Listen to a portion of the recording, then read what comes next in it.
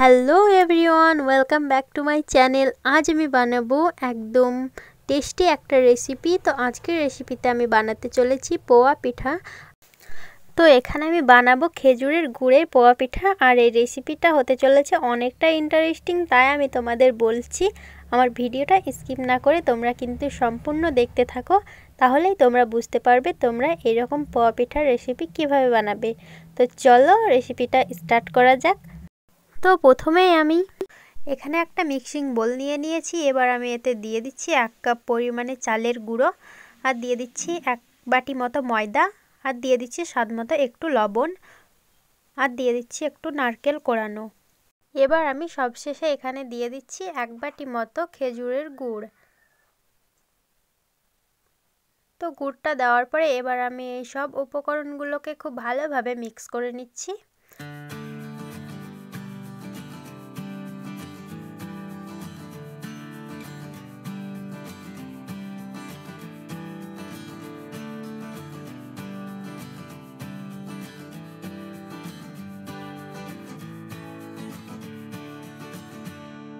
এখানে দেখো আমার কিন্তু এই সব উপকরণগুলো খুব ভালোভাবে মিক্স করা হয়ে গেছে। এবার আমি এতে দিয়ে দিচ্ছি একটু পরিমাণে গরম জল। তো গরম জলটা দেওয়ার পরে এবার আমি এখানে একটা ব্যাটার বানিয়ে নেব। তোমরা কিন্তু এখানে খুব বেশি জল দিয়ে দেবে না, তোমরা প্রথমে একটু জল দিয়ে ব্যাটারটা বানাবে। তো দেখো এখানে কিন্তু তোমাদের একটা মিডিয়াম ব্যাটার বানাতে হবে। ব্যাটারটা কিন্তু খুব বেশি পাতলা বা খুব বেশি ঘন করে দিলে চলবে না। তো দেখো আমার ব্যাটারটা রেডি হয়ে গেছে, আর এটা দেখেই তোমরা বুঝতে পারছো এর ঘনত্বটা কতটুকু। তো এটাকে আমি কিছুক্ষণ খুব ভালোভাবে ফেটিয়ে নেব। তো এখানে আমি 2 থেকে 3 মিনিট ব্যাটারটাকে খুব ভালোভাবে ফেটিয়ে নেব। তারপর আমি এটাকে রেস্টে রেখে দিচ্ছি 10 মিনিট মতো। তো 10 মিনিট মতো ব্যাটারটা রাখার পরে ব্যাটারটা এবার আমার রেডি হয়ে গেছে। তারপর আমি চুলায় একটা কড়াই বসিয়ে তাতে দিয়ে দিচ্ছি সাদা তেল। তেলটা গরম হয়ে গেলে আমি চুলার আঁচটা একদম লোতে রেখে 1 হাতা মতো ব্যাটার আমি তেলে দিয়ে দেব। তো ব্যাটারটা তেলে দেওয়ার পরে দেখো আমাদের কিন্তু পিঠাগুলো আস্তে আস্তে ফুলতে শুরু করেছে। আর এই পর্যায়ে তোমরা কিন্তু পিঠাটাকে একদমই নাড়াবে না যতক্ষণ না এটা খুব ভালোভাবে ফুলে যাচ্ছে। তো এবার দেখো আমার কিন্তু পিঠাটা খুব ভালোভাবে ফুলে গেছে। এবার এটাকে আমি একটু উল্টে পাল্টে খুব ভালোভাবে ভেজে নিচ্ছি। তো তোমাদের আবারও বলছি চুলার আঁচটা কিন্তু তোমরা একদম লোতে রাখবে, যাতে এর ভেতরটা খুব সুন্দরভাবে সেদ্ধ হয়, কাঁচা অংশ না থাকে।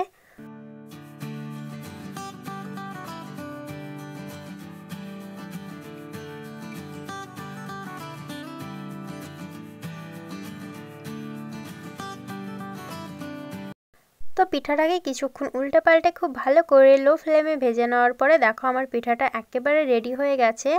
আর আমার পিঠাটা কিন্তু পুড়ে যায়নি, একটু ব্রাউন কালারের হয়ে গেছে। এ পর্যায়ে আমি পিঠাটাকে তুলে নিচ্ছি। তো আবারও আমি আরেকটা পিঠাকে একইভাবে বানিয়ে নেব। তো এখানে আমি একইভাবে সব পিঠাগুলো বানিয়ে নিচ্ছি, তারপরে তোমাদের দেখাচ্ছি আমার পিঠেগুলো কতটা সুন্দর হয়েছে। তো চলো তোমরা দেখতে থাকো।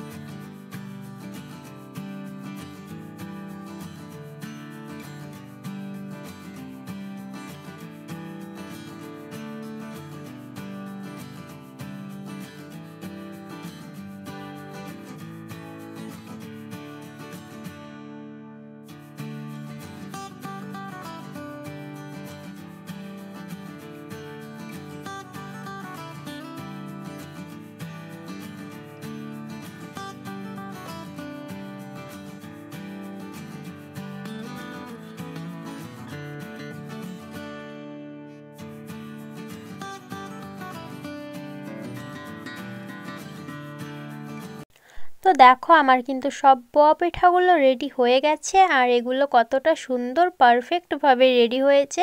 তোমরা আমার ভিডিওটা দেখে অবশ্যই বানিও, তোমাদের অনেক ভালো লাগবে। আর এটা খেতেও কিন্তু অনেকটাই টেস্টি হয়। তোমরা কিন্তু অবশ্যই এটাকে বাড়িতে ট্রাই করে দেখো। আর আমার এই রেসিপি ভিডিওটা তোমাদের কেমন লেগেছে আমাকে কমেন্ট করে জানাতে কিন্তু একেবারেই ভুলো না। আর তোমাদের কমেন্টগুলো আমার কিন্তু অনেক ভালো লাগে। তোমরা অবশ্যই আমাকে আরও বেশি বেশি কমেন্ট করো ও লাইক করো। আর চ্যানেলটাকে সাবস্ক্রাইব না করে থাকলে চ্যানেলটাকে সাবস্ক্রাইব করতে কিন্তু একেবারেই ভুলো না। আর আমি এখানে চলো তোমাদের একটা পিঠা ভেঙে দেখিয়ে দিচ্ছি এর ভেতরটা কতটা সুন্দরভাবে রেডি হয়েছে।